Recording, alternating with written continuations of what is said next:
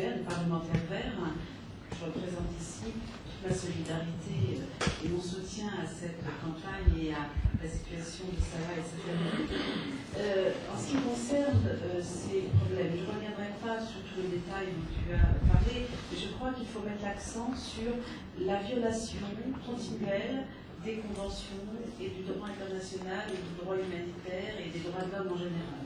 Lorsque l'on regarde les conditions d'incarcération, les conditions de détention intolérables, mais aussi le mauvais traitement et toutes les atteintes à la dignité humaine qui sont faites, il y a des règles en droit qui nous permettent de réagir.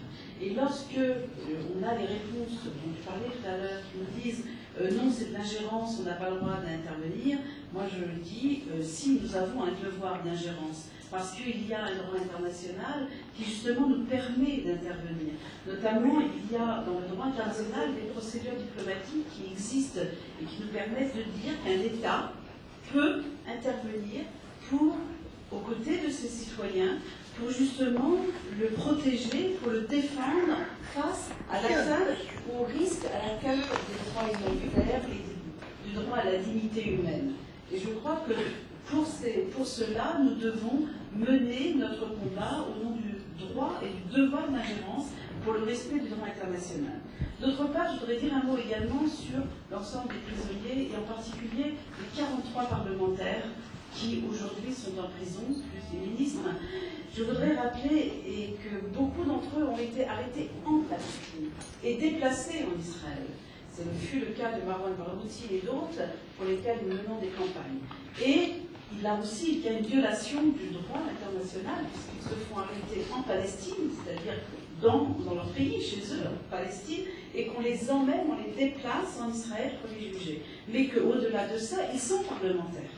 Et qu'en tant que parlementaire, on sait très bien que, représentant du peuple, je veux dire un parlementaire, et nous à l'UIP, l'Union interparlementaire, dont je vous dirai tout à l'heure ce que nous avons fait, puisque je reviens de Genève, nous avons et nous menons des campagnes justement pour, permettre la libération de ces 43 parlementaires. Nous avons demandé à la Knesset, mais également au ministère de la Justice, en tant que parlementaire et en tant que membre du comité des droits de l'homme de l'Union interparlementaire des Nations Unies, d'aller rendre visite, je veux dire, à ces parlementaires. Cette visite, encore, il y a un mois, nous a été refusée. Alors que dans beaucoup de pays, on est autorisé. Et pas les pays les plus démocratiques, je peux vous le dire. D'ailleurs, quand les parlementaires sont en prison, c'est que c'est pas non plus toujours un bon exemple. Donc, là, il y a un vrai problème de démocratie et de respect du droit international.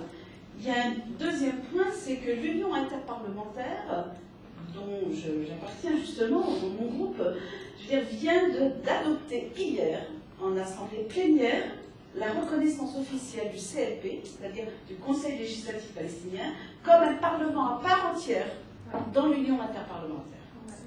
Ça a été quand même une haute lutte qui a permis, et qui permet aujourd'hui, donc depuis hier, de dire que le Parlement est un Parlement comme un autre Parlement.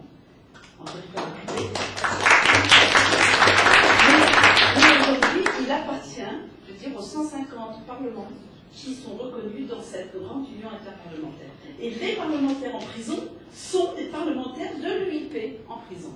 Et ça, je veux dire, c'est quand même un vrai combat qu'on doit continuer à mener, parce que je crois qu'on ne peut pas accepter, d'un côté, d'avoir au sein de cette UIP des parlementaires israéliens et des parlementaires palestiniens en prison, alors que nous sommes à la même assemblée. Là, il y a un vrai problème à régler. Enfin, et pour terminer, bien entendu, je crois que nous devons très rapidement rappeler à M. Kouchner, au gouvernement, qu'il ne peut pas y avoir deux poids, deux mesures, tout simplement. Puisque lui-même mène campagne pour la libération du jeune Gilad Shalit, il doit y avoir, puisque c'est aussi un citoyen français, une campagne, et il doit recevoir sa famille. Jusqu'à ce jour, cette famille demande à être reçue par Kouchner, elle n'a pas été reçue, l'autre famille a été reçue. Pourquoi une famille entendue et pas l'autre? Tous les deux sont citoyens français. Donc je crois qu'il ne peut pas y avoir deux poids, deux mesures. Les deux doivent être entendus par le gouvernement français, quelles que soient nos idées sur ce Parlement. Merci.